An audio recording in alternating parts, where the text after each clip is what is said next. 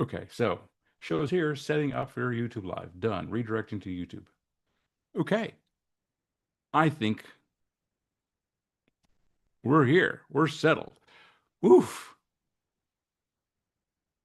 You know, welcome, first of all. I don't know if you've seen some of these from the first to the third heavens video cast before. Uh,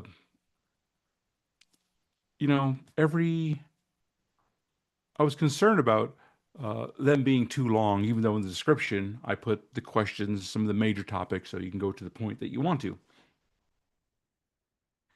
And I was a little bit concerned about it going like, past 90 minutes, but I only do these, two times a month. So if I average it out, it's around an hour uh, a week. Anyways, I was a little bit concerned about going past an hour and a half, thinking I'd lose people, which I still might. But that's why I put the information in the descriptions, the details. So that way you can only, if you want, you don't want to watch the whole thing, you can jump to just the parts that you want to. So I hope that helps because I know sometimes, even myself, I don't really care to watch a 90-minute long video, So I just want to know the main points and stuff like that. So just trying to help. But of course, I do invite you to stay. And of course, we don't have to go over everything that I teach. I have a lot of stuff in the PDF file, which you can download, which you have access to. Um, and you can, follow my notes, hopefully, or if not, ask questions later. Because I'd really like for everyone to get the most out of this. But should someone have questions, have a need, want to bring it up another topic, again, I'm open to that. This isn't necessarily the Noe show, and so even though it's got a little bit of ring to it, um, but this is Noe with Walk with Yah Ministry, doing this video cast, this Bible study called From the First to the Third Heavens. Let me put that up there so you can kind of know, just so I can prove to you that's what this is.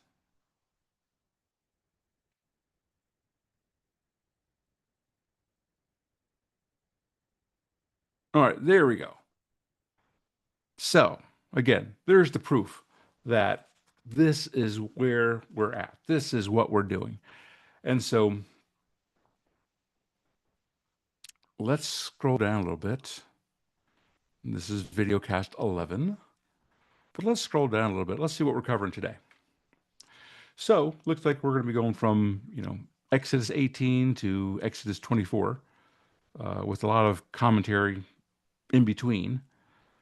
Um, and if it helps you understand where do I get some of my information,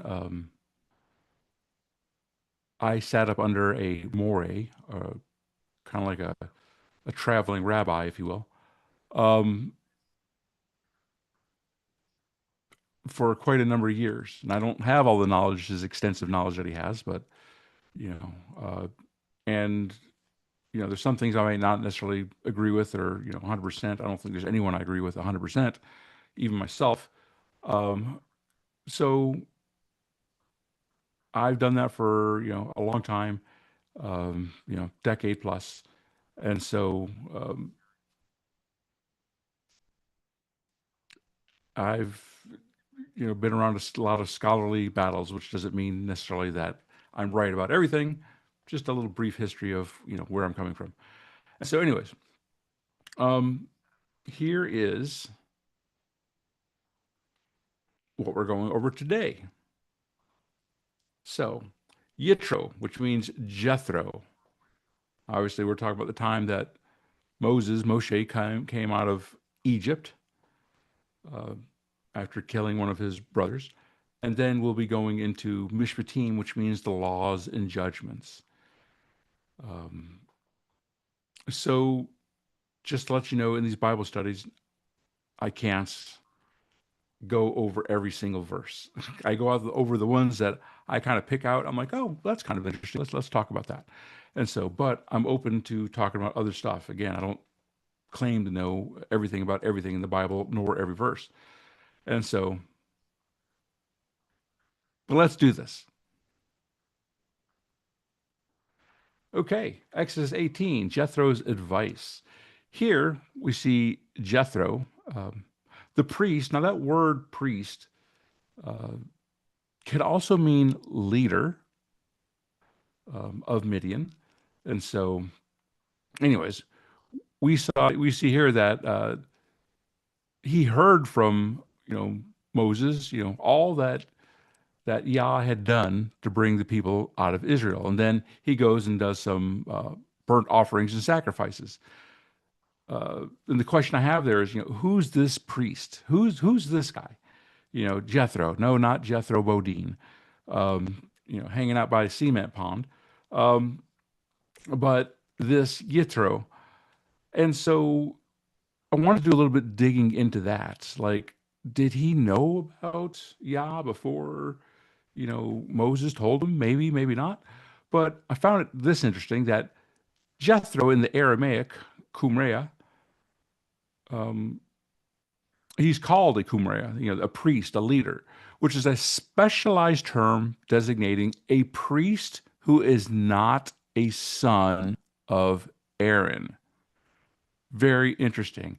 And so Hebrew doesn't call that out, the Aramaic does. This is the second time where it's used in the Bible. First time is used with Melchizedek in Genesis 14. So it seems that he is designated as a priest who's not a son of Aaron. Doesn't exactly say where he got that knowledge from, doesn't give that history. I don't know. But I just thought that the Aramaic brought that out, which the Hebrew doesn't. And so kind of neat. Um, and then it goes into Exodus 18, verse 13, where it says, the next day that Moses, he sat to judge all the people. Now, again, we're talking millions. Well, it's believed that there's millions. There's different viewpoints on that. And, there could have been a lot less, hundreds of thousands. And so, and it says that Moses, he made known the laws of Elohim and his Torah, or Torot, which is multiple commandments and stuff like that. It's the plural of Torah. And so, um, and that's how he judged, was by Yah's word. That's how he judged the people. And of course, that's when Jethro's like, hey, you're going to wear yourself out. Like, you need to get some more people to do this because, if that's all you do from sun up to sundown, you know, the, you're going to have a long, hard life. And so that leads into a question, some questions I have. Who should judge the disciples of Yeshua? And if we look at 1 Corinthians 5:12, which let's go there now.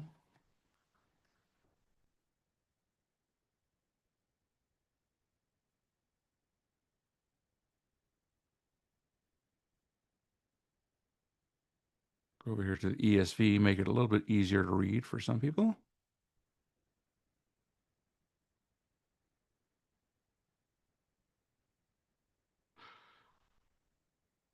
Was that the verse I wanted?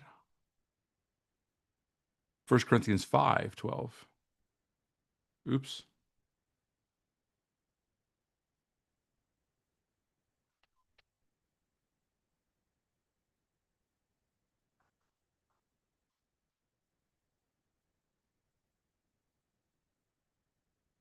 Okay. So Paul here is talking about, uh, you know, how they should not, how the disciples of Yeshua should not associate with anyone um, that is basically, has a lot of paganistic type of attitudes, sinful behaviors. And he says, but for what do I have to do with judging outsiders? Is it not those inside the church whom you are to judge? God judges those outside. Purge the evil person from among you. So this could be a whole conversation in itself, and I'm not going to necessarily delve into all that. Uh, but basically, we as the church should be judging, policing ourselves, ideally. Like, we shouldn't be going to the government per se. If it's in-house, if it's with another believer. Now, obviously, that leads into a lot of questions. Well, this person says he's a believer, but he doesn't really act like one. And, there's a lot of things today within church where people mix it with other religions, and it's very valid arguments. And so that complicates matters, of course. Um, and if you have something with someone that's outside the church, well, then yes, you still may have to go into a state or federal courthouse. You know, again, this is ideally, if it's in-house, it should be dealt with in-house, ideally. Um, and it also says that, we shouldn't judge those outside the house. And I think that means in terms of their behavior. Um, and maybe even some legal circumstances. There might be times where, I don't know, where Yah says, look, I'll take care of this. Uh, that's on a case by case basis, I'll say for the moment. And, but in terms of those that are outside of the church, we have to be careful about how much we judge their behaviors and condemn them, because we have to be loving. They don't understand. They don't know who God is. They don't know why, that this is a spiritual battle in many cases. Sometimes they do, but sometimes they're on the wrong side. They don't really know our God. Maybe they got introduced to the unclean spirits fairly on, and they're like, oh yeah, unclean spirit told me that, I would have fame and riches and sex and all this type of stuff. And they've just been twisted from early on. I don't know. But if they're in-house, of course, the Bible says, purge the evil person from among you. If they're in-house doing this type of stuff, yes, they should get called out. Some of that stuff's happening, these days. Again, I'm very thankful for that because it needs to happen. And the Bible says that, we should, um, we're held to a higher standard. And to be holy is to be set apart, or not a part of this world, to be, basically to a higher standard. And so if the Bible also says that if we were to judge ourselves, he wouldn't have to. So that goes to the question again, you know, who should judge the disciples of Yeshua? Basically, the elders, the leaders within a church, if, we're all on the same page. Now, in terms of messianic beliefs, there is something called a Beit Din, which is basically a judge, a panel, if you will, or a set of judges over a given community. These are people that are supposed to be respected. And for a given community, they might be like, okay, this is how we are going to interpret what the Bible means. And so, which may be different than another given community, 150 miles away interprets the Bible.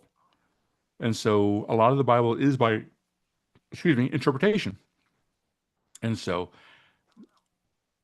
just to let you know, that's one way of how things could be done, which I believe the Bible allows for. But let's move on.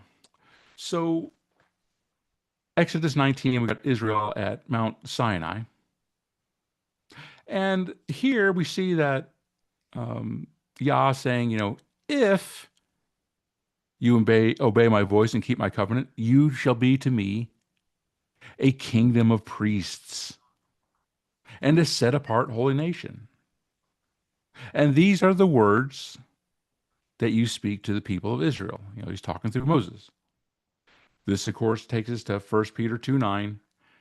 A lot of people quote this verse, and they should, that we are called to be a chosen race, a royal priesthood, a set apart holy nation. And some people may think, well, that's, just for the Jewish people, or some people rightfully claim, I believe, that even if you're not Jewish by blood, you're still called into that priesthood. Although there's many different kinds of priests. I'm not going to get into that right now. Because in Revelation 5:9, it says that from every tribe, language, and people and nation, you have made them a kingdom of priests to our Yah, to our God, and they shall reign on the earth. So I believe that uh, that the Torah is for everyone. And so, okay, and then I'll just go to this part in Revelation 22 because the obviously the Bible has to end somewhere, and so that Revelations 22, the last chapter in the Bible, verse 15, which is around 6 paragraphs away from the end of the Bible, we're not really told about what happens afterwards, but we know that we have eternal life. And so my personal belief is that we are called to be priests um, to that'll minister his words, his Torah, his will to the rest of his creation.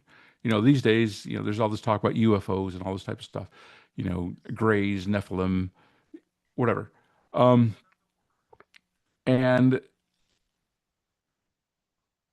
I believe that we will go to the rest of his creation preaching his word as priests for him, for Yeshua, because it says here, and again, towards the very end of the book, outside of the New Jerusalem are the dogs, the sorcerers, the sexually immoral, the murderers, the idolaters, everyone who loves and practices falsehood.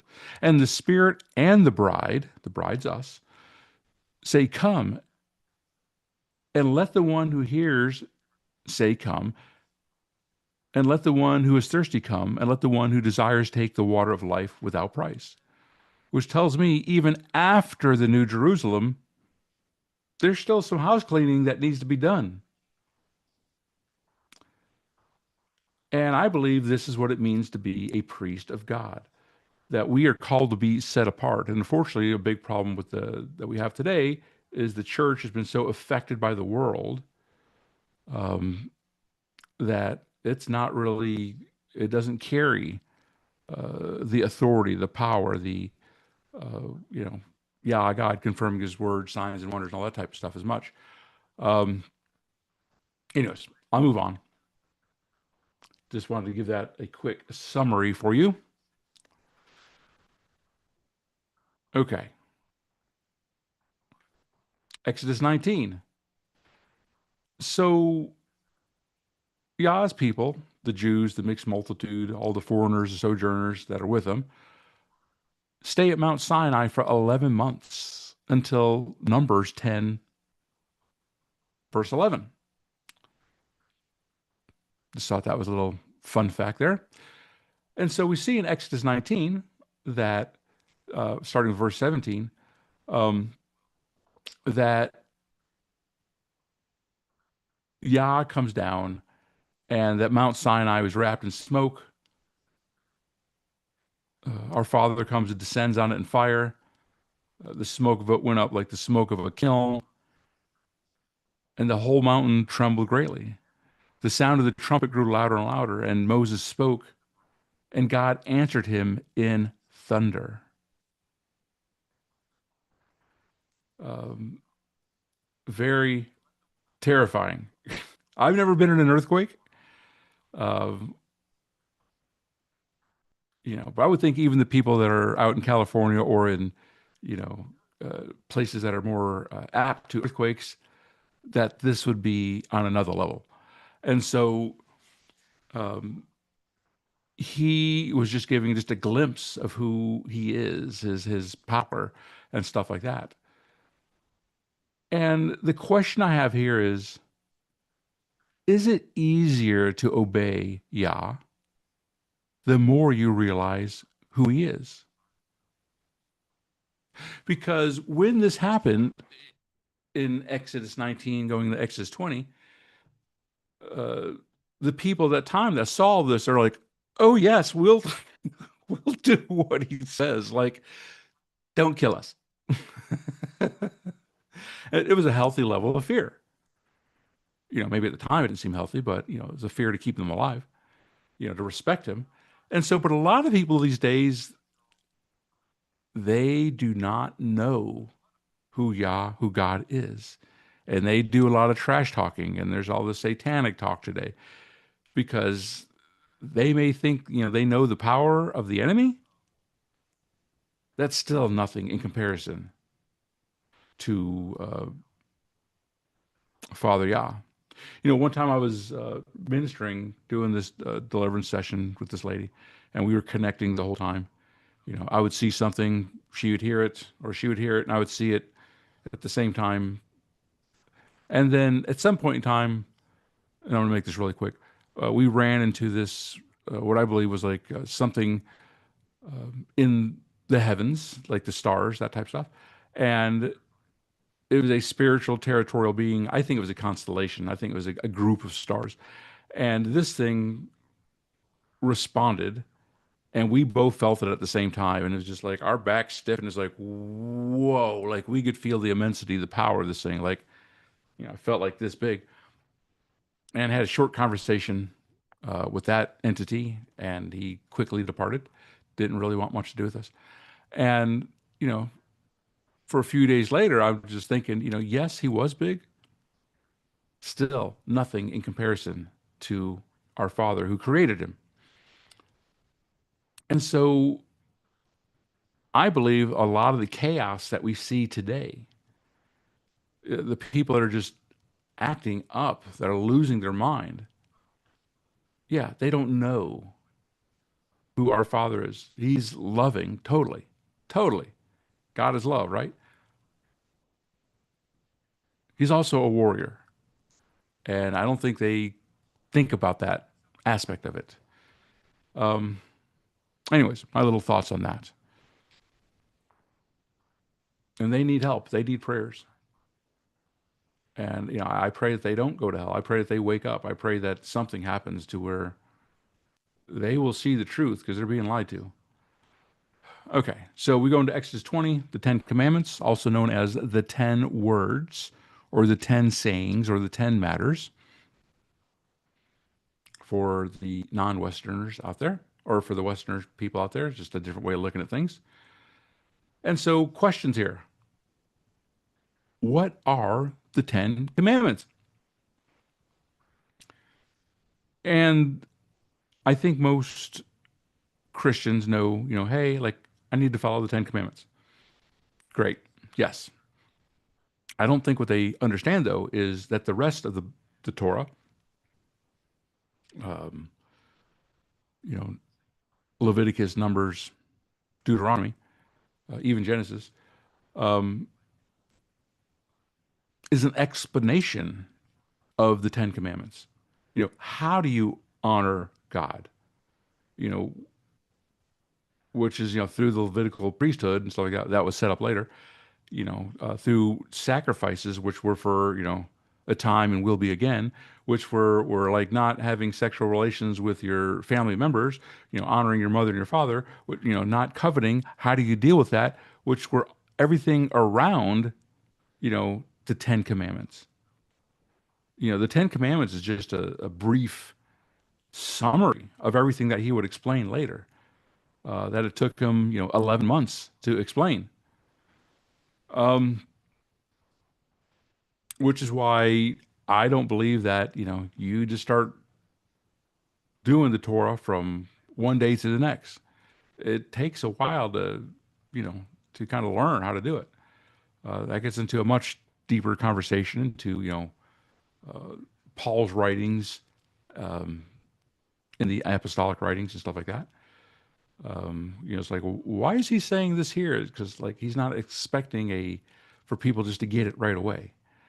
Anyways, so do we only need to do the 10 Commandments? Again, I think the Torah expands upon the 10 Commandments. 10 Commandments is just a summary, but also I don't think it's just about the 10 Commandments. I think Yeshua also gave a lot of other commands also as well. And so the Ten Commandments was just the starter pack. It was just to basically there so that we don't offend God so much that he's like, all right, you know what? It's really they were there to protect us out of his love. He gave them to us. And so, but Yeshua added more. And so, a lot of people think that Yeshua, took away the Ten Commandments. I don't see that. And actually, I see him making things a little bit tougher because things were revealed more clearly. And so, with that comes more responsibility. When we were given the Spirit, the Ruach HaKodesh, Yah's Spirit, yes, he did that because he loves us, but becomes with more knowledge becomes more responsibility. And so now we're held to a higher standard. Yeshua actually kind of made it harder in a sense, easier that we have the Spirit, but harder now that we're more responsible.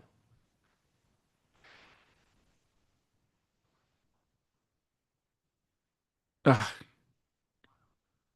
I want to strike that last question. That's not what I'm. That was a typo on my part. Although we will get to this. And actually, they did change the Ten Commandments, the way that they number things. Um, they, I think, like Commandment 2 and 3, they kind of summarized, and then like Commandments 9 and 10, they split out differently. I don't know exactly the reasons, but their emphasis on some of the Ten Commandments is a little bit different. I don't quite understand why. I don't. Not going to look into it too much, but just to let you know, they emphasize things differently and for reasons I don't quite understand. Um, okay, because to their Ten Commandments 9 and 10 almost seem very similar to me, and when it comes to the honoring God part, they kind of summarize some things. It's like, anyways, whatever. Um, okay, Exodus 20, the Great Commandment. So we see here, you probably know the story. Matthew 22, Pharisees ask Yeshua, what's the greatest commandment?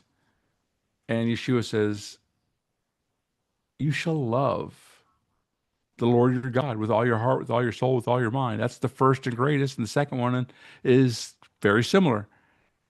You will love your neighbor as yourself. And all these depend on all the Torah, the law, and the prophets. The prophets, just so you know, are all those, uh, Jeremiah, Isaiah, Ezekiel, that type of stuff. Sometimes the Psalms and Ecclesiastes and stuff like that are called the writings. Um, but anyways,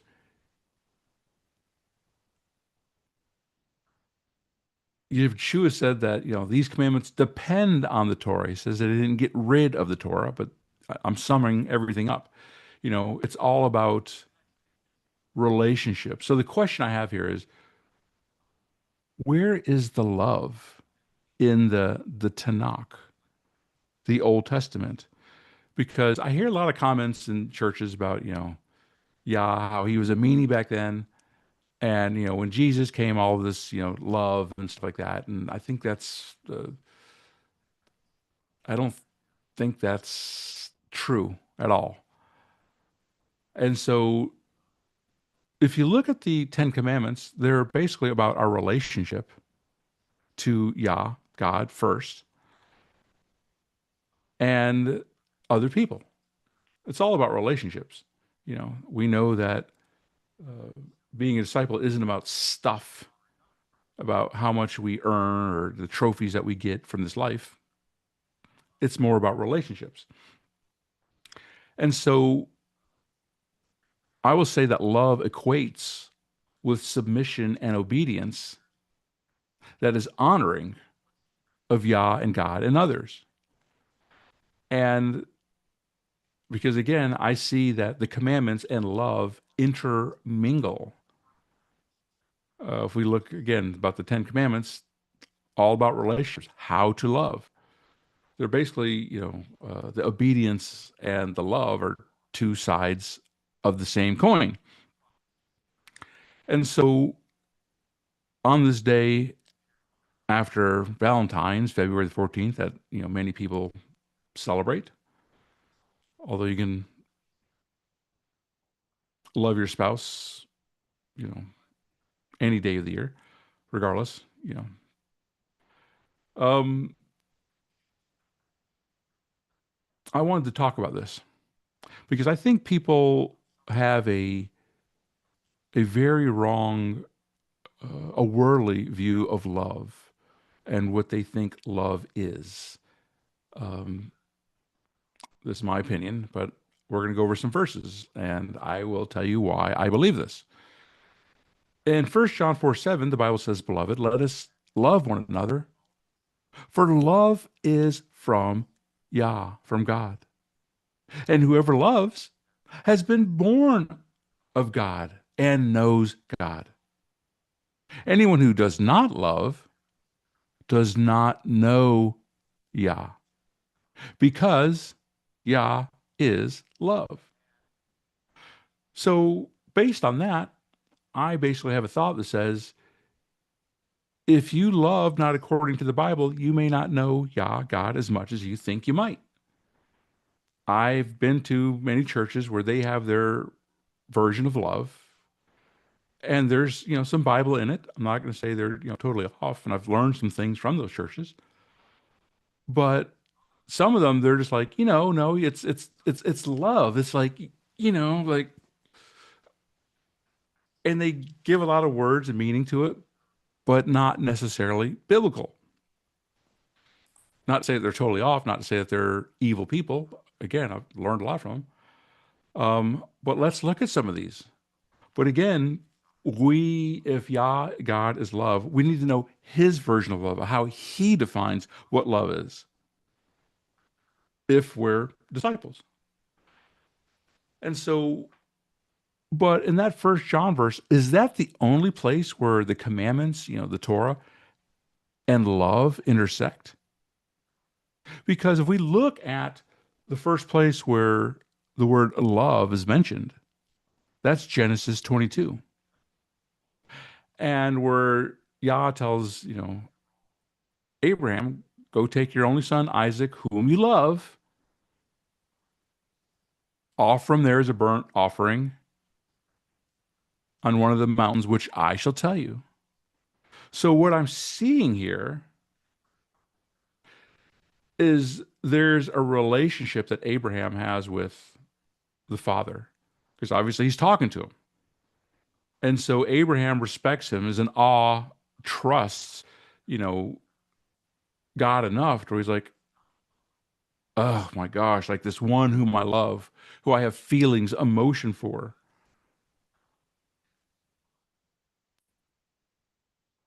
I will make this sacrifice. I am sacrificing myself by doing this. I'm willing to sacrifice my son. You know, to follow this command that what you gave me, what you told me to do.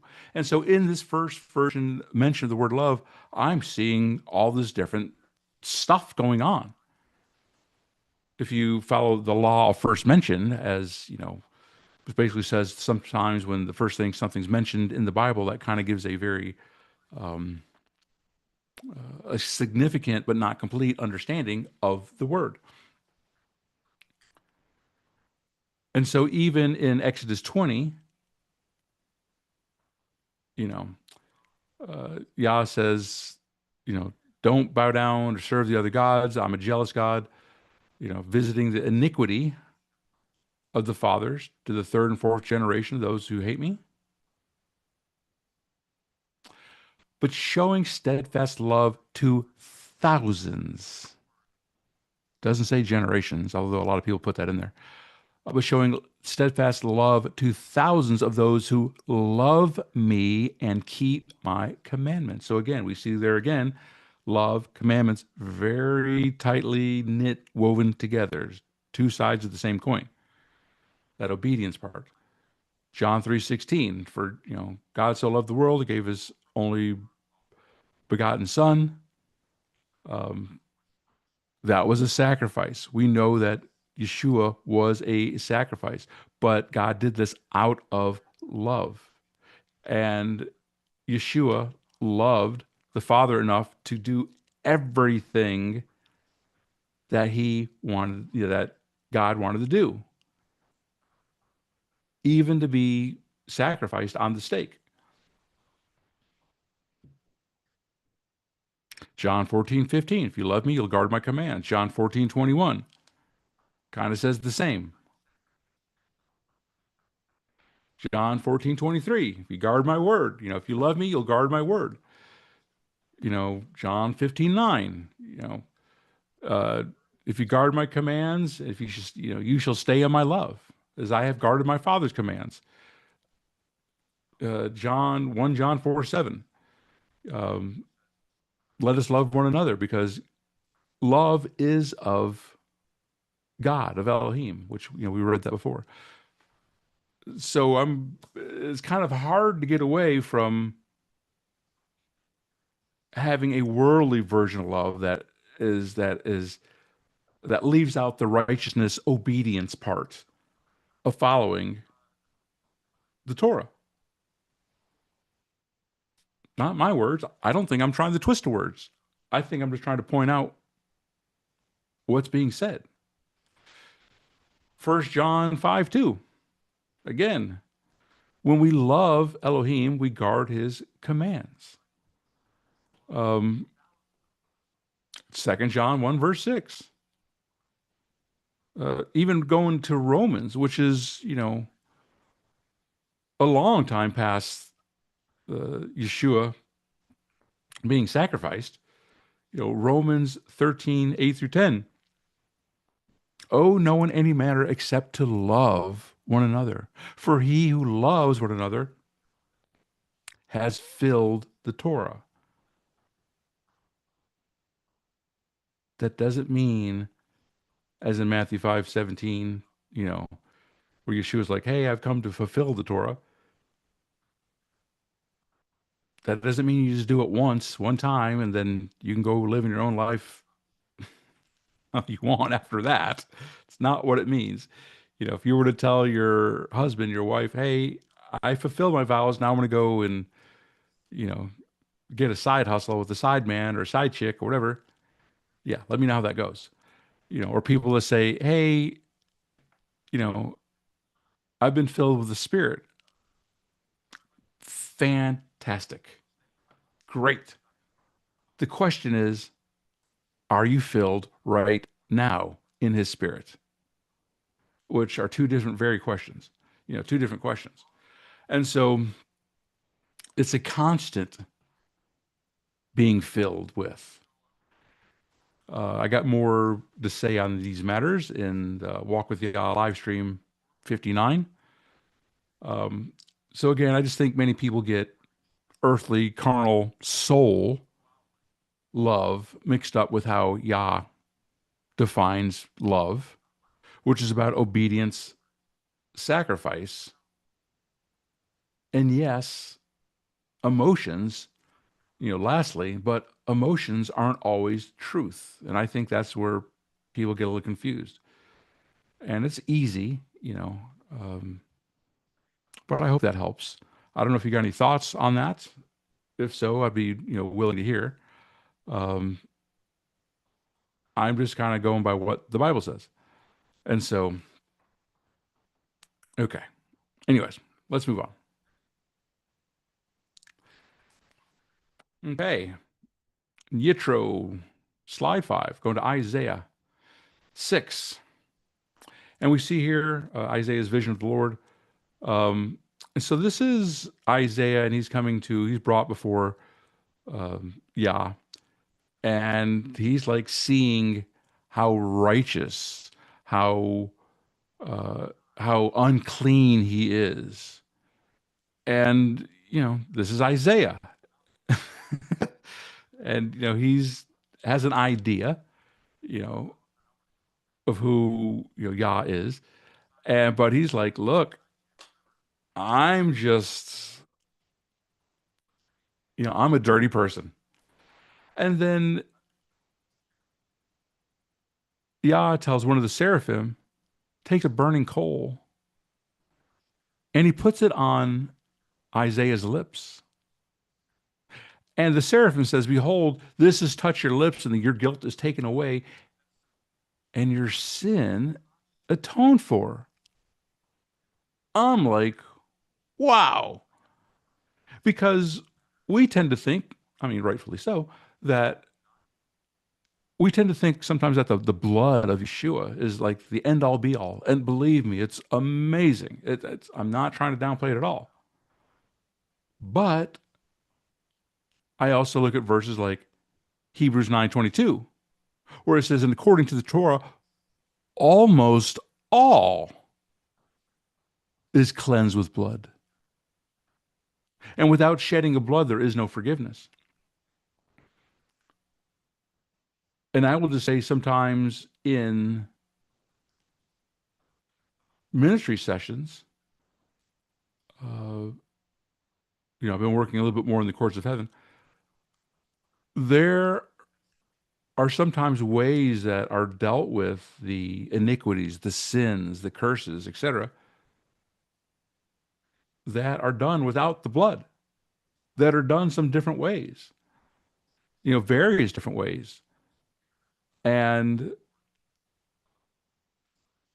I don't know, when to apply the blood, when not to, when to use this or that. I know it's not by methods. I know that it's by how he tells us how to do it, me and the client, because it's not all just me. And so I just know that as he leads, you know, he has his ways set up, which I don't understand. I just know to follow him, try to, the best I can. And I think sometimes we get stuck in our way of what we think the Bible means, and it's not necessarily always the way we think. Okay, moving on. Uh, is Isaiah's commission from Yah, from God? And so, after he gets the coal touched to his lips, uh, God's speaking, and he goes, Yah says, "Whom shall I send? Who shall go for us?" And Isaiah says, "Here I am, send me." And he tells Isaiah, "Go, say to these people, keep on hearing, but do not understand. Keep on seeing, but do not perceive." And I think sometimes we can get stuck in a spirit of religion. But basically, he's looking for people that are looking for his truths, to balance spirit and truth. For those people that'll go out to those people that don't know him so much lovingly, doing deliverance or however it is. Maybe you're a worship leader. Maybe you do it through song. Maybe you do it through preaching. Maybe you do it through street evangelism. Maybe you do it through taking care of the elderly. I don't know. You know, maybe you're praying over people that are your patients. However he made you is how it needs to be done. And so, but he's looking for people that are like, hey, here I am, send me. You know, are you one of those? All right. Isaiah 7, Isaiah sent to King Ahaz, and then there's the sign of Emmanuel, which means El, or Yah with us. And Isaiah goes to King Ahaz, just ask God for a sign and he'll give it to you. And Ahaz puts on this false humility thing, going, well, I don't want to ask. I don't want to bother him. He's got other things to do. And when really Ahaz was like, I don't really want to know the truth. I want to stay stuck in my ways. I want to do what I want to do, is really what was going on. And Isaiah 7:14, Isaiah then goes, therefore then, okay, you don't want to do it?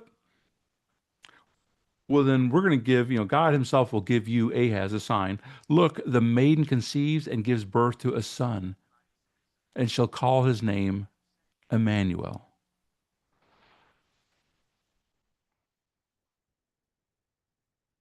So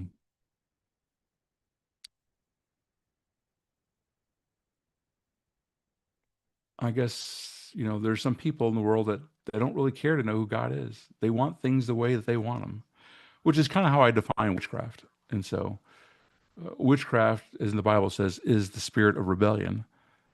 And I define it as wanting what you want, the way you want it, how you want it, when you want it, etc.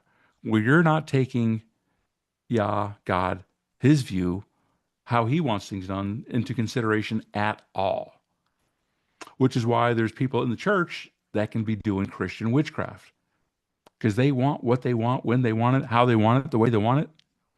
Don't really care to ask God what he wants, to ask Yeshua, to ask the Holy Spirit. And so it may not be formal witchcraft, which is, eye of newt and crush bat's wing, with a candle at the midnight of certain date, whatever. But there is an informal witchcraft. Both are based on faith on, something else other than God. Okay, but let's move on. Apostolic writings, 2 Timothy 3, verses 1 through 14. There we got qualifications for overseers, deacons, and the mystery of godliness. Okay. Mishpatim. Again, talking about the laws, the commandments, that type stuff.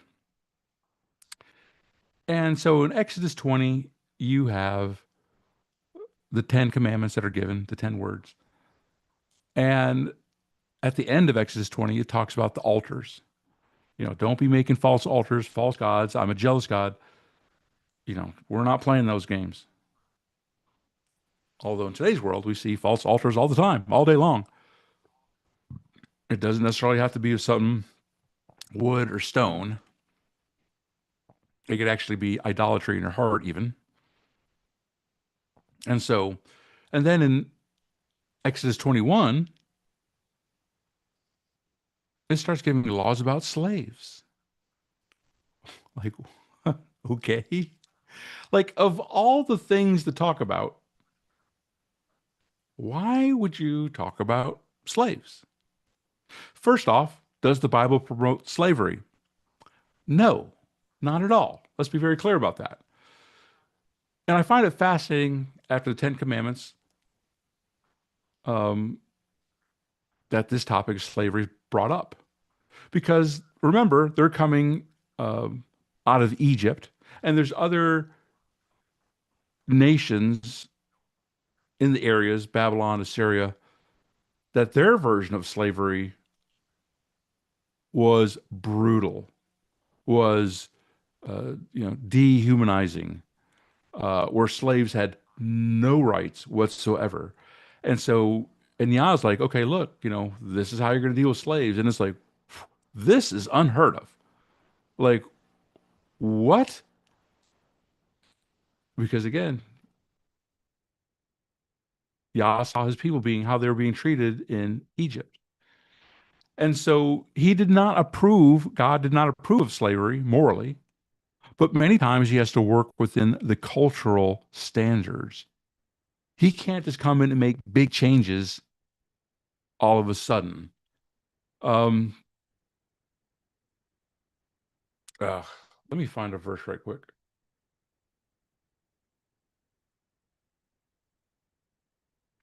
Hold on.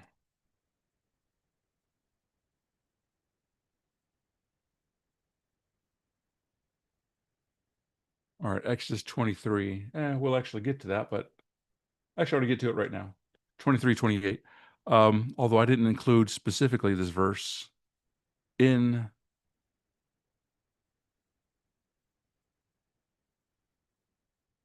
I didn't include it in my slide, but I do want to get to it to address this point.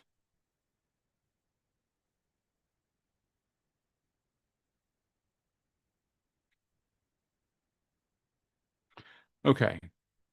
So in Exodus 23, 28, God's like, hey, if you do all my commandments, everything I tell you to do, I will send my fear before you, and I'll cause confusion amongst all the people whom you come and make all your enemies, and they'll turn their backs on you. And I'll send my hornets before you, which I believe are spiritual hornets. There's all kinds of weapons and stuff like that in the spirit realm. dealing with spiritual warfare. And he says this, Exodus 23:29. And I shall not drive these, pagan nations and stuff and all this other stuff. Uh, I shall not drive them out before you in 1 year, lest the land become a waste and the beast of the field become too numerous for you. Little by little, I shall drive them out from before you until you have increased and you inherited the land. And so a lot of times the Yah, sometimes he can't give us the blessings we want because they'll destroy us because we haven't matured enough to get those. I mean, in our mind, we want them because we want to, we don't like the pain, but he's got a bigger picture in mind. Sometimes he's like, hey, like, we're going to have to do this slowly. Like, you're going to have to learn how to work with me.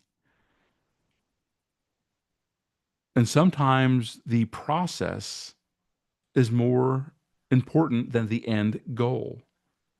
Whereas we tend to look at the end goal. Well, I just want to get from A to Z and just skip all that middle stuff. It's no, no, no, no, no, no. It's not how it works. Someone was just asking me this morning, like, about deliverance. And I'm like, look, this isn't just they were asking me about a cleansing. I was like, it doesn't work that way. I was like, this is a process. And if you think I'm just going to say some magic prayers and wave a dead chicken over you or something like that, no, that's not how this works. I'm like, there are some things a person's going to have to learn. And this is a partnership. I'm not a paid gun like a plumber or something like that comes in and just does the job. And no, because this is about a lifestyle. So, anyways, all that to say is that Yah has to move within the cultural standards. He just doesn't come in and say, okay, here's how my kingdom works. And, no, there's a partnership that we all have. And so, but anyways, getting to the point, um, Exodus 21 states that, in verse 2, that slavery was supposed to be temporary and restorative, if you were a Hebrew, if you were amongst the people. But that foreign slaves were not to be treated as disposable, but were protected against any type of brutal treatment. Exodus 21 has protection for women, which was unheard of because, back then, all these other nations, no, you were a piece of property. And so just because you were a living, breathing human being meant nothing. So, you know, so for those that, um, anyways, uh, Exodus 21 prohibited kidnapping punishable by death. So all that stuff that went on with Africa and all that stuff, or even, all over the world, not just Africa, because it wasn't just Africa that was,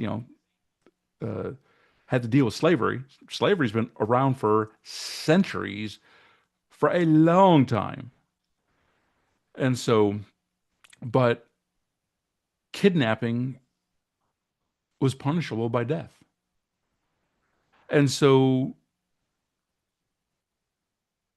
there were standards set for human dignity and rights in concerns for slavery.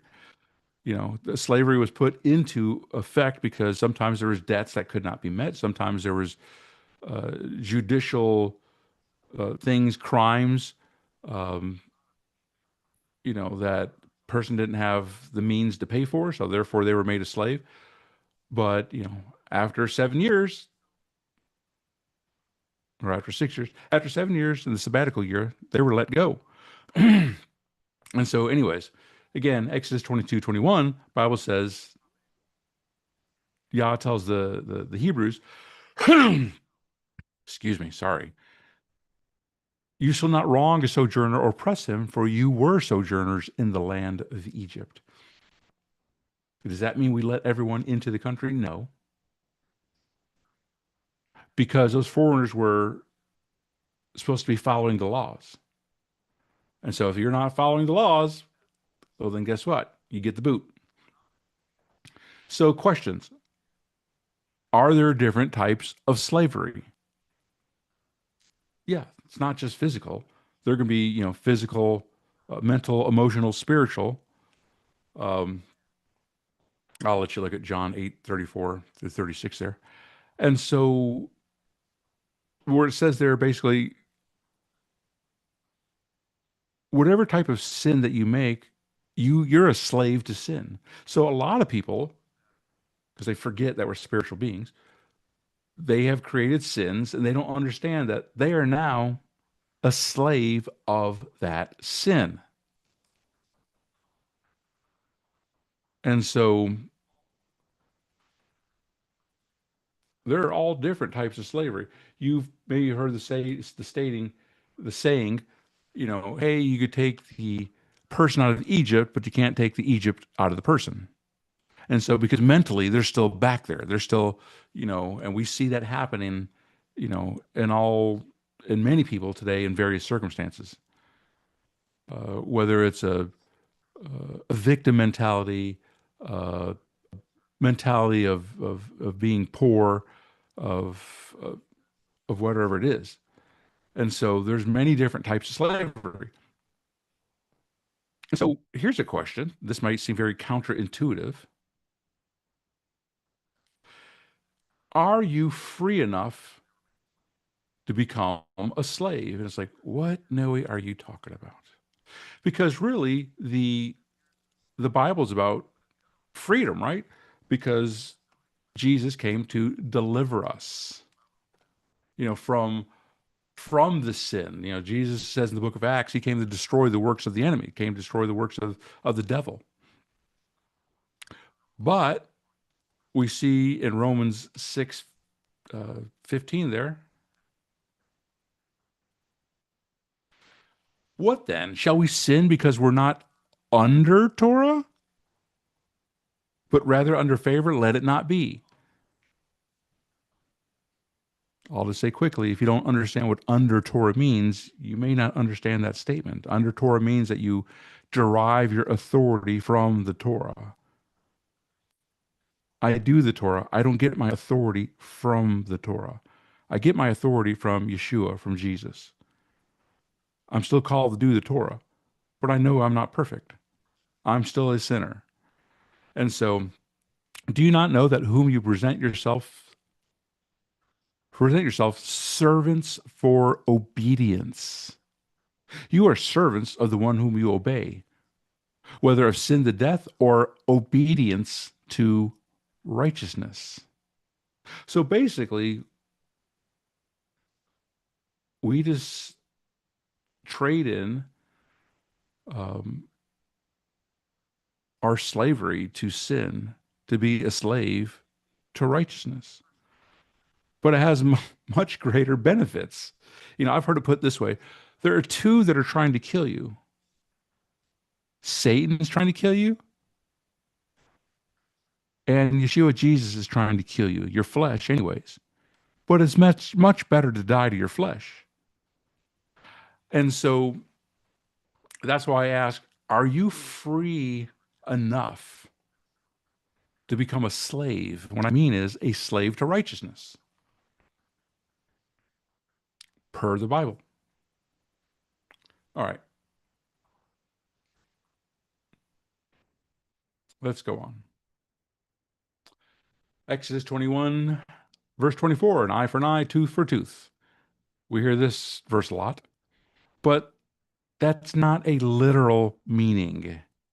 Uh, it's a more of a principle, and it's intended to limit excessive revenge and ensure fairness in judicial proceedings.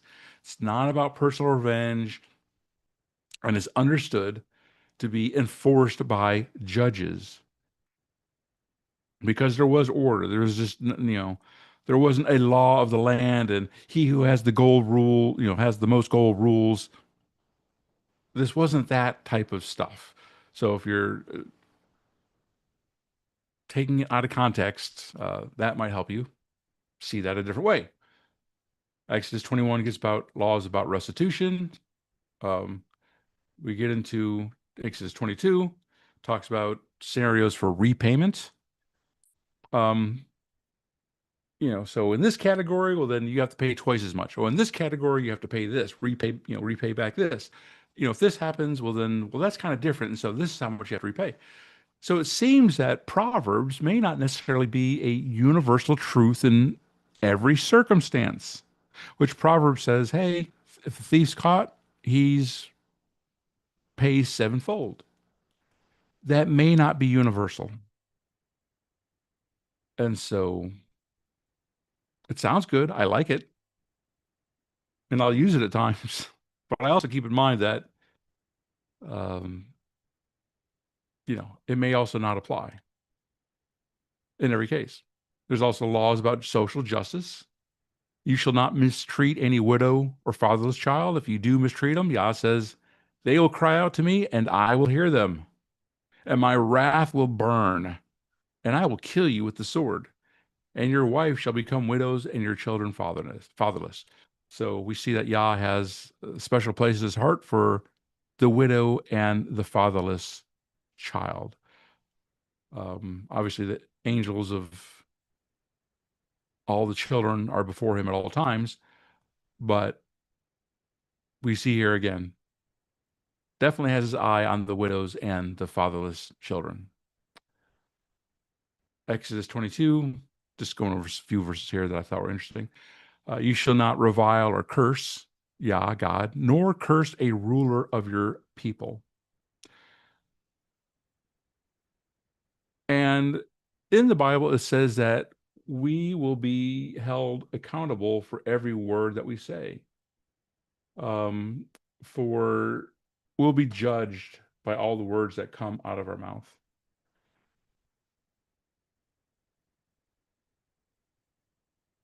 I didn't put that in here, but I want to look that up real quick. That comes out of our mouth. No, out of our mouth. And so we have to understand that we may not like who's over us, but we are also called not to curse them. We are called to bless them. So a lot of times we have to try to pray for them. We don't like our situations. I get it. 12, Matthew 12:36. And I say to you that every idle word men speak, they shall give an account of it in the day of judgment. For by your words you shall be declared righteous, and by your words you shall be declared unrighteous. And again, that's Yeshua speaking. Um, you know, when I was in the corporate world, I was under this particular um, guy over our area, uh, VP or something, and he had it out for me because he was, I thought, very harsh to the workers. That he wanted us just to be robots 24/7, and I voiced myself, which he didn't like it, and he had a target out on me and gave me a project that caused me to work a lot in addition to my normal day-to-day duties. And I really considered leaving. And yeah, God told me, nope, you need to stay. I was like, what? Like, you're kidding me. Like, I'm I'm in the right here. He didn't seem so concerned with that. He was like, you got to stay. And so this went on for like around, I don't know, 8, 9 months, working near 80-hour weeks. And, no increase in pay, nothing like that. I did learn a lot. You know, this guy did teach me a lot, but still, we would butt heads a lot. And at the end of it, he got fired, and right after that, I quit. And I believe that, yeah, God was teaching me a lot about authority, although I didn't understand it at the time. And I've been learning a little bit more about that lately, about how authority kind of works and how, obviously, Yah put him there, God put him there. And so I think I can't remember. I might have prayed for him. I was praying for me, I may have been praying for him as well. I'd like to think I did. I don't exactly remember. But in Romans 13:1, it says, let every person be subject to the governing authorities, for there is no authority except from Yah God, and those that exist have been instituted by him. So if you resist those authorities, those that God put in place, you're kind of resisting God himself. Tough words. There are many, people that I don't agree with. Judges, uh, people in government. I just have to believe that if I do my part, Yah will do his part, and in due time that I will be lifted up. And so, yes, I know. Tough words. Um, I suggest you go to him on those ones if you have questions. Exodus 23, you shall not give any false reports. Don't join hands with a wicked man. Don't fall in with the many to do evil, nor shall you bear witness in a lawsuit, siding with the many so as to pervert justice. Don't be partial to a poor man in his lawsuit. We see all this stuff going on today where people will just lie and just give false reports, false news, twist. It's so hard to find out what the truth is these days. Uh, Even on your side, whatever you think is right, there's still a lot of falsehoods that are being said. Um, yeah, we're just in a bad spot right now. Um, Matthew 12:36. Oh, I did put that there. About how our words will be justified or condemned. Exodus 23, verse 9. Again, don't oppress the sojourner. Uh, those ones that are legal and honorable uh, are more easier welcomed. Uh, those that may steal and do stuff like that, well, then there's that may do things illegally. You know, even though they may not know God, there's still a legal system in place that has to be honored. So, okay, and it's not just following the laws that you think they should and ignoring all the rest, which is what many people tend to do. It's like, let's just not pay attention to those laws, but focus on the ones we like. Okay. Exodus 23, laws about the Sabbath and festivals. Why do people worship on Sunday instead of the Sabbath? Which is Friday evening until Saturday evening. Um, and there's more said about that, but in Exodus 23, this is where we start running to this initially. I'll just state this, very clearly. I'm not going to hang here too much. Again, I can't go over every verse in the Bible, but think about this. So after Yeshua Jesus was crucified, the 12 apostles were killed for spreading the gospel, with the exception of John. And even during that time, the Romans came very hard against the Jewish people. We know that the the second temple got destroyed in 70 AD. So there was a lot of conflict that the Jews were going through at the Romans' hand during that time. Some of the Roman leaders, my understanding is they wanted to be treated as gods. And so they didn't like them going to another god. And so there was a lot of revolts and stuff like that. So, the first major revolt was AD 70, which is, I believe, why the temple got taken out. So you can start to understand why people that wanted to follow Yeshua Jesus, they started distancing themselves because these were more Gentiles that were coming into the fold. They didn't know so much the Hebrew culture. They hadn't been, totally embraced and whatever.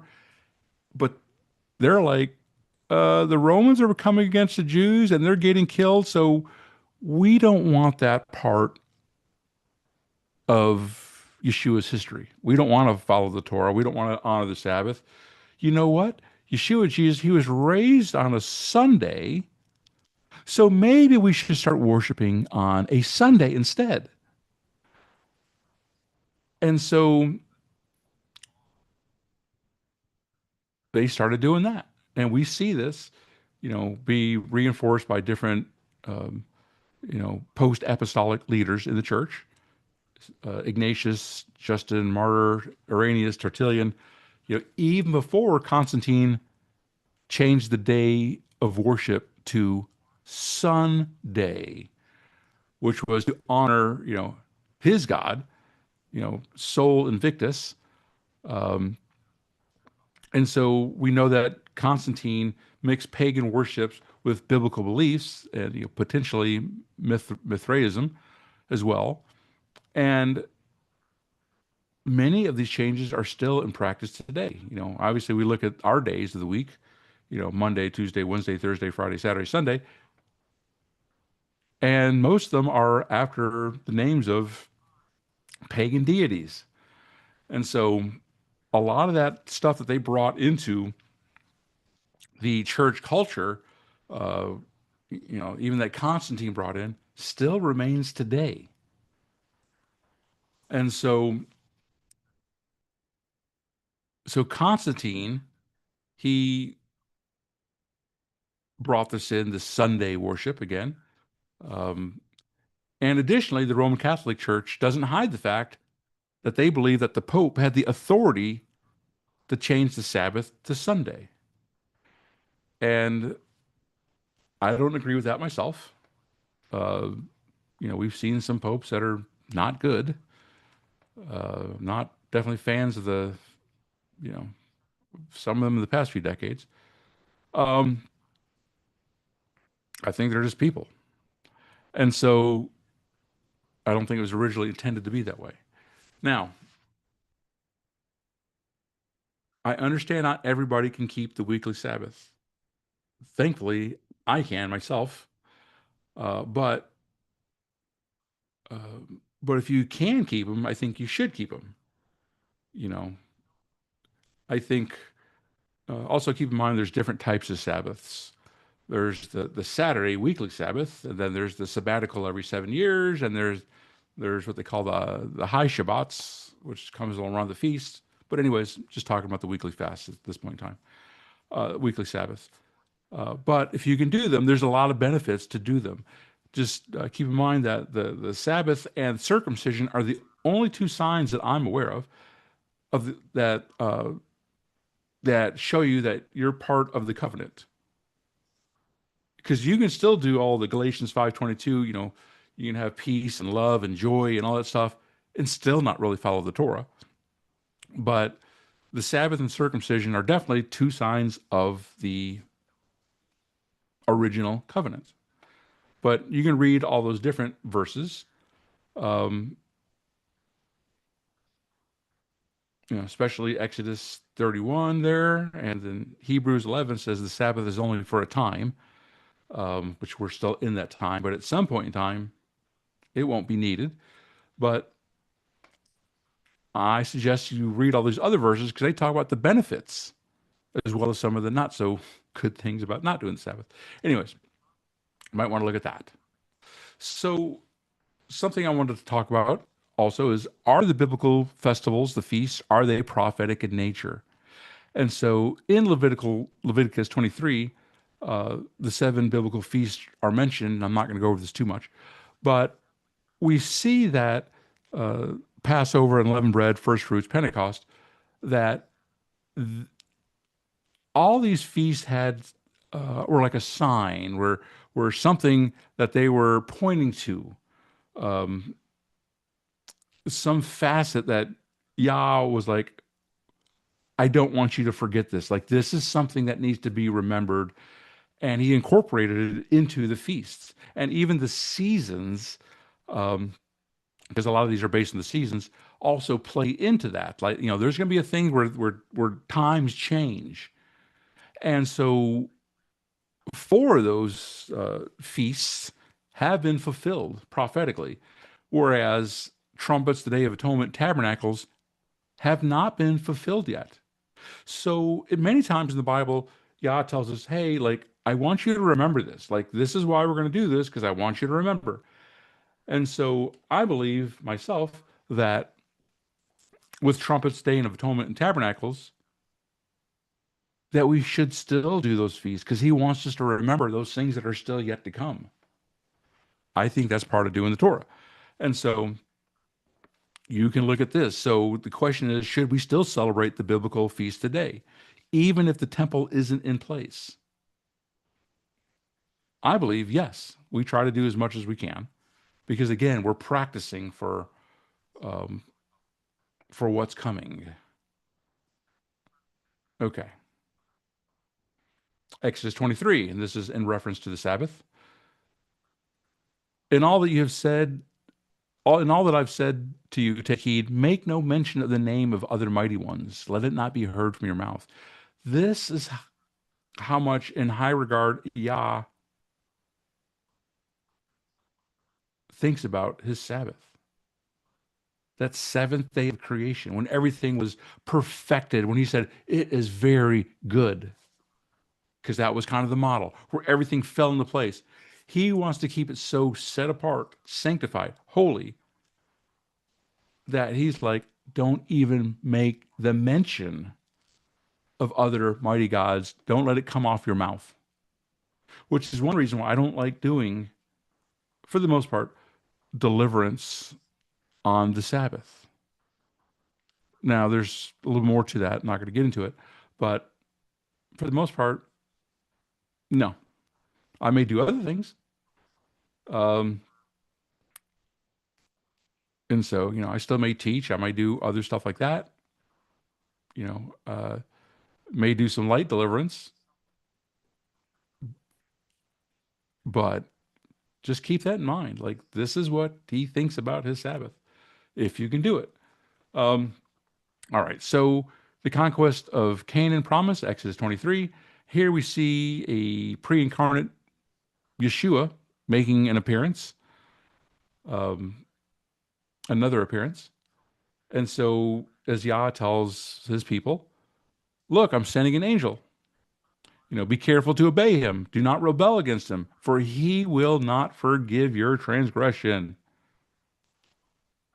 That's why we think that's Yeshua, because angels can't do that. Yeshua can.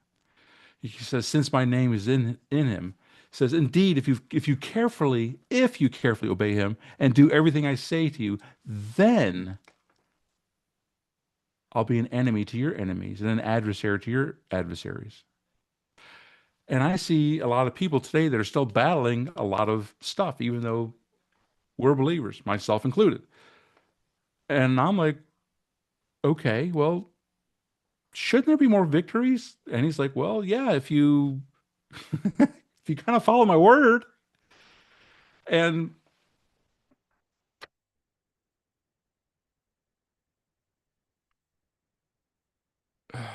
so what is this I wanted to talk about? Soul versus spirit prayers. So in spiritual warfare is spiritual, as I often say many times. And a lot of times I feel that we're trying to deal with spiritual matters from a soul level.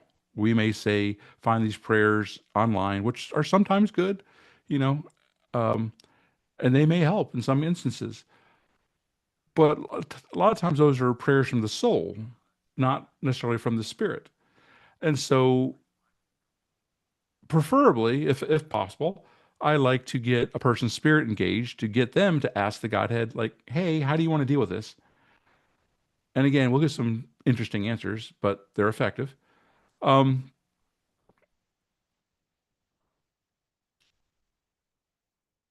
and so this angel was coming to, lead um, these people coming out of Egypt, saying, if you carefully obey him and do everything that I say.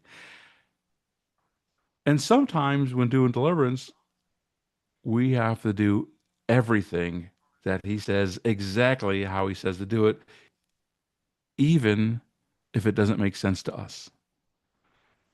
And so, just like Moses, we may have questions like what? Like, should I do this? Should Noe do this? Should, you know, which are valid questions. Um, But sometimes if you ask too much, that can be like almost out of asking out of not in faith, but more out of faith. And so I feel that we need to learn how to have such a relationship with him that he tells us exactly how to do, when, where, what. Maybe not all the time. Again, he doesn't want robots, but sometimes where it's a little more crucial, where we have to do exactly as he says. And so, but I encourage you to read Exodus 23, verses 20 through 28, as there's a lot of spiritual warfare verses there, promises and warnings, uh, many victories and stuff that we're not experiencing now. And you have to ask yourself, why? And can I change it? What can I do about that? Like, how can I be different? Because I want, for myself, anyways, I want to be victorious. So in Exodus 24, we see the covenant confirmed. Here's a neat little thing. Exodus 24, Moses and the usual suspects, they actually saw God. And there was under his feet, as if it were a pavement, a sapphire stone, like the very heaven for clearness. And God didn't come against the people, and they beheld God and they ate and drank. And so at some point in time, they saw him and they were like, wow, let's have communion, everyone there. And so I'm not saying that necessarily God ate with them, but they did see him and they did eat and drink after that, at least. And so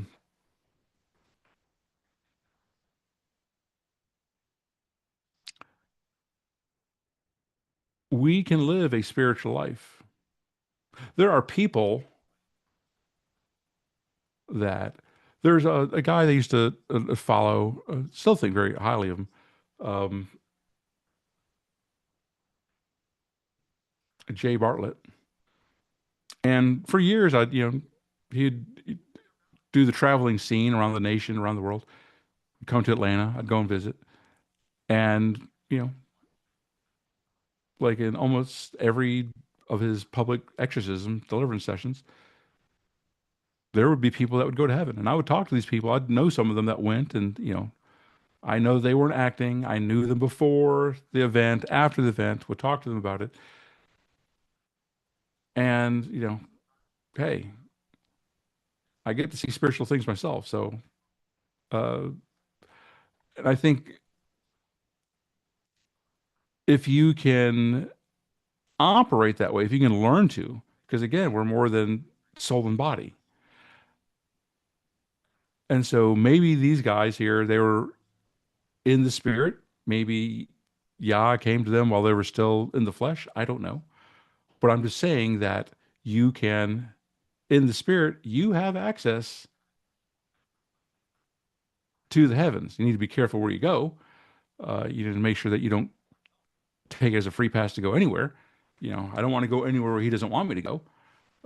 That would be dangerous. Um, anyways, just some thoughts, some things to think about.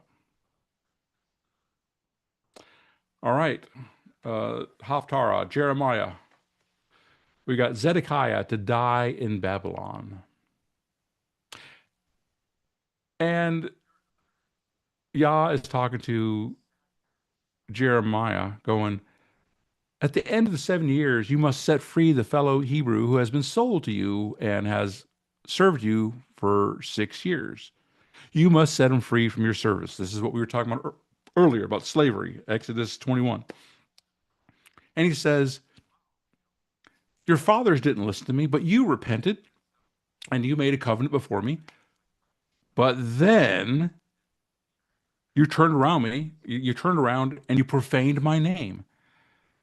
And then God's like, because you haven't obeyed me, I'm going to proclaim to you liberty to the sword, to pestilence, to famine, and I will make you a horror to all the kingdoms of the earth. And Exodus happened, I don't know how long before Jeremiah, but it was a good long time. And so Yah doesn't forget his word. He's very serious about covenant business. We tend to. Things have been twisted, turned, which I've explained in my other videos. Um, we tend to put our own perspective on it, what has been taught wrongly in the church, I believe. I give my explanations for that in many other videos. You can check that out. Check those out. But I just wanted to, the point here is he's a covenant keeping Yah, God. We'll get a little bit more into that. Apostolic writings, redemption through the blood of the Messiah, from the Christ. We'll get into that now, as a matter of fact. All right, Hebrews 9:15. I thought this would be a nice verse to focus in on, where it says, therefore, he, being Yeshua, is the mediator of a new or renewed covenant, so that those who are called may receive the promised eternal inheritance, since the death has occurred that redeems them from the transgressions committed under the first covenant. Okay, let's take a little deeper look at that. So, what is the new versus the renewed covenant? Because it's not as simple as many people think. Keep in mind that the Torah has been given many times. For example, Deuteronomy actually means second law or repetition of the law. That's where Moses gave it again, because all the people that got it the first time, they all died out because they were rebellious. And so now there's a new generation coming up, and Moses is like, let's go over this again. And so even in the prophets, again, Jeremiah, Isaiah, Ezekiel, all these, they would focus on aspects, like, hey, this is why Israel, this is why Judah is going through all these times, because you have transgressed, you have gone to the idols, you have transgressed the Torah. And so they bring out aspects like, this is why you're going to suffer, and this is why you're going to continue to suffer. We even see that, even that happens also in the book of Judges. Some. And we see even that Yeshua, Jesus, again, in Matthew 5:17-30, talks about, did not come away to do with the Torah. And so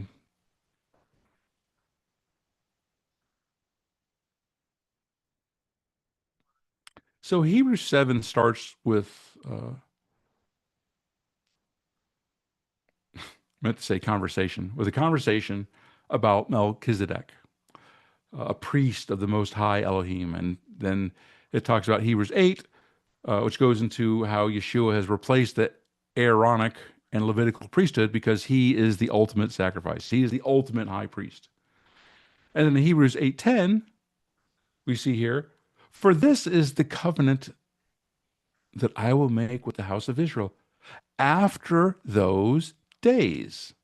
We see that term a lot. I'm not going to get into that right now. The Bible has a lot to say, in those days, on that day. There's no necessarily consensus on that. I'll let you do your homework on that one. But God says, I will put my laws into their minds and write them on their hearts. I will be their their God, and they shall be my people.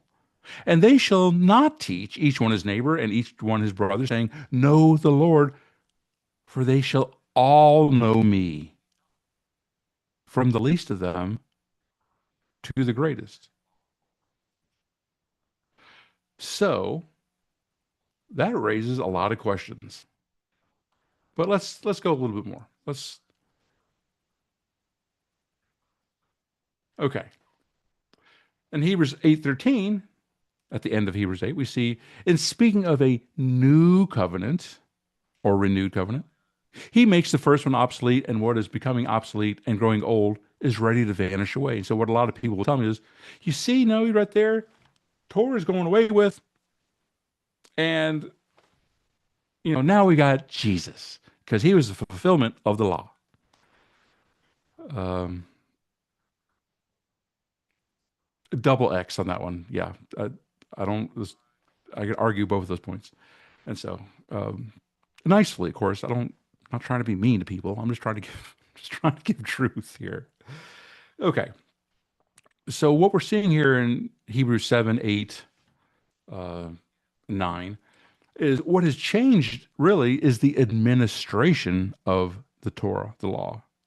Since Yeshua Jesus is the ultimate high priest, again, you had Melchizedek, then you have the Aaronic, Levitical. Yeshua Jesus replaces that because he's the ultimate sacrifice, the ultimate high priest. What is going away is the administration of how the Torah is administered. Now, I do believe that at some point in time, we will enter into a new covenant.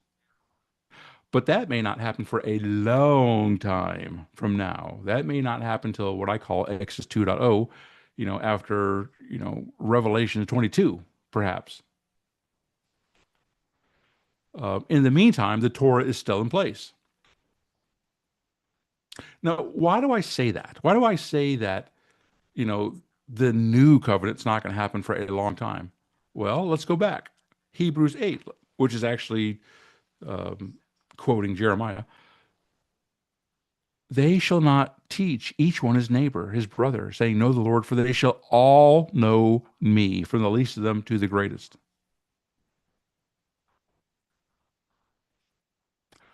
We're not there. Like, how many of you are learning from others? How many of you are teaching others? Hey, this is how you live the commandments, or this is how, even if you don't believe in the Torah, this is what Jesus said, and, be nice to your brother and don't kill, steal, kill, and all that type of stuff. Here's how you have to. That goes on every day. But if that's part of the new covenant, we're not there. From the greatest to the least of them, we do not know him, those that are his disciples. I'm not talking about the pagans. I'm talking about those ones that are, you know, in the kingdom of God. And so in Matthew 26, verse 28, the Bible says, This is my blood. This is Yeshua, Jesus talking. That's a reference to First Corinthians 11:27, of the renewed covenant, for which the sake of many is shed for the forgiveness of sins. That word renewed, both the Aramaic and the Hebrew, means renewed, actually. Kind of like Deuteronomy, the second giving of the law. They're giving the Torah again. Because we see in Psalm 51:10 how it's used, in Lamentations, or it can also be used to mean repair, as in Isaiah 61, verse 4. So I tend to think that I don't agree with a lot of how the mainstream churches teach this. I think it's a lot more complex than what they make it out to be.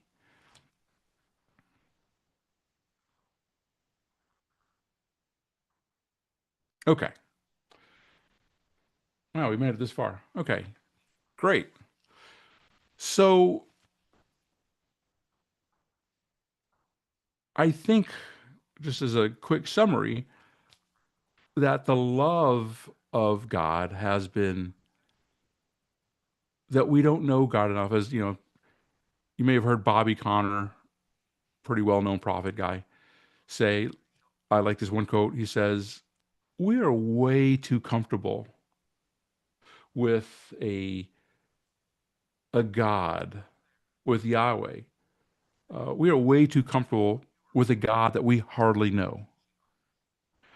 And I am totally agree with that. I'm not saying that I, um, know him as well as I should. I know him enough to be like, you know what's going on, and Let me move this over here a little bit.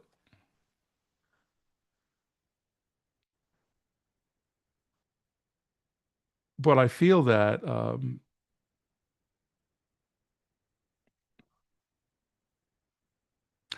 as things may get worse in the country, I tend to feel they will, um, that we need to get closer to Him. Even if they don't get worse, even as bad as they are now, we need to get closer to Him. So I'm just trying to deliver truth the way that I see it, regardless of what my emotions think. We talked earlier about love, and people they kind of focus on, the Bible says in James that we're enticed by the lusts of our own heart, our own temptations and stuff like that. And I think that can even happen in terms of things, in terms of how we want to understand the Bible, um, of how we want it to be. And we forget that God is a warrior, as is Yeshua, Jesus, that there is a spiritual battle, and that sometimes, again, love is about obedience, but it's not because He doesn't care for us, but it's because He does. And so he there's rules in place, just like there's physical, natural laws, of this physical world. Is we're learning about quantum, this, that, and the other laws of gravity and stuff like that. There are also laws in the spirit realm that we may not understand, but our emotions should have nothing to do with it. And I know that's hard for some people, uh, but we,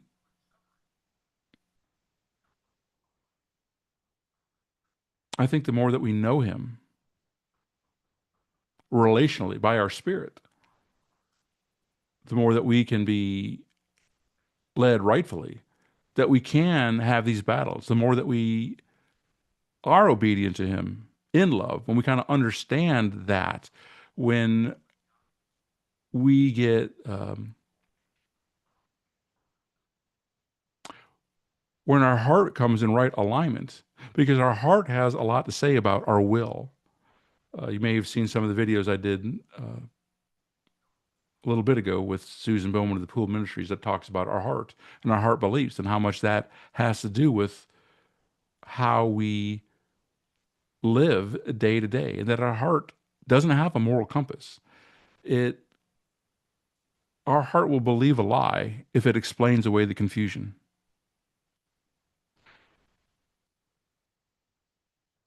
And that sometimes the Bible can be a little bit more complicated, even deliverance can be more complicated than what we want it to be. And there's a lot of people that, sometimes some of my clients will complain to me, like, why? Why is it this hard? And all I can say is, we've had thousands of years to learn this stuff, but we've kind of, in our humanness, we focused on the wrong things. That if we would have focused on Yah, God, His Spirit, and all this stuff, that we would be much further along, but we haven't. Um, but, okay, great. Forgive ourselves. Let's move on. Let's do better.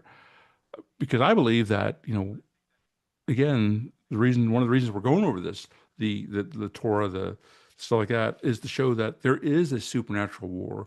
When I see that, when I read the Psalms and stuff,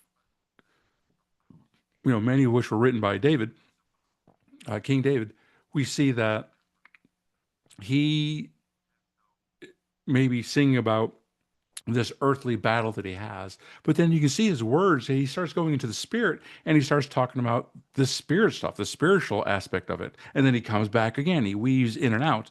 He's living from both sides, the earthly realm and the spiritual side, seeing things from that aspect. And I think that we should as well.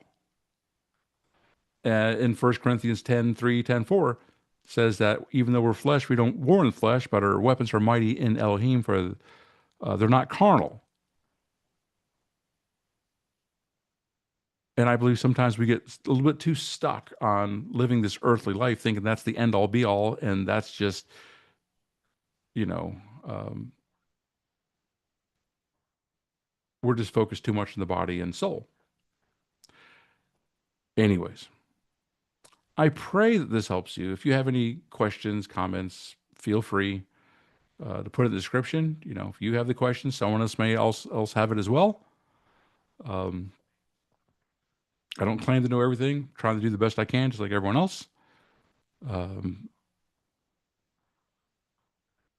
I have been learning a lot more here lately in some various aspects.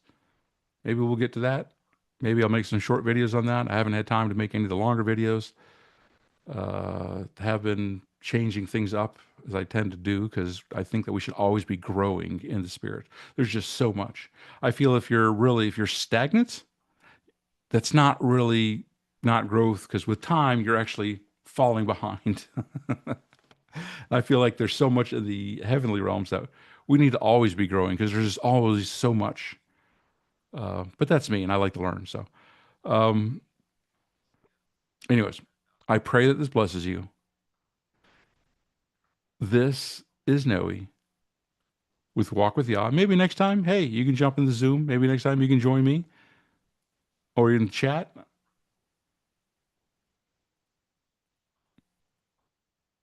Maybe your miracle could be next.